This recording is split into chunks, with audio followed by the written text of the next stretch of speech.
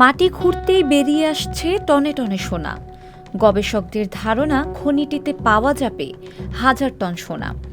এ পর্যন্ত আবিষ্কৃত বিশ্বের সবচেয়ে বড় সোনার খনি এটি।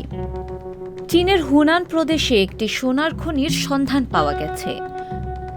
হুনানের জিওলজিক্যাল ব্যুরো জানিয়েছে, প্রদেশটির উত্তর পূর্বাঞ্চলীয় পিংজিয়াং কাউন্টিতে এই সোনার খনির সন্ধান পাওয়া গেছে।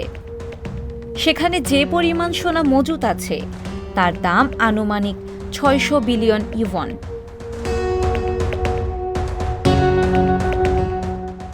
সোনা চেনে না বা ভালোবাসে না, পৃথিবীতে এমন মানুষ খুঁজে পাওয়া প্রায় অসম্ভব। প্রাচীনকাল থেকে সোনার মতো চকচকে জিনিসের প্রতি মানুষের আকর্ষণ প্রবল। সোনার প্রতি এই আকর্ষণ বেড়েই চলেছে।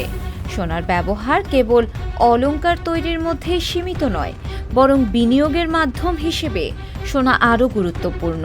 অনেকে স্বর্ণ বিনিয়োগ করেন। সোনার রিজার্ভ একটি দেশের অর্থনৈতিক স্থিতিশীলতা নিশ্চিত করতে গুরুত্বপূর্ণ ভূমিকা পালন করে, একটি নির্ভরযোগ্য ভাণ্ডার হিসেবে কাজ করে।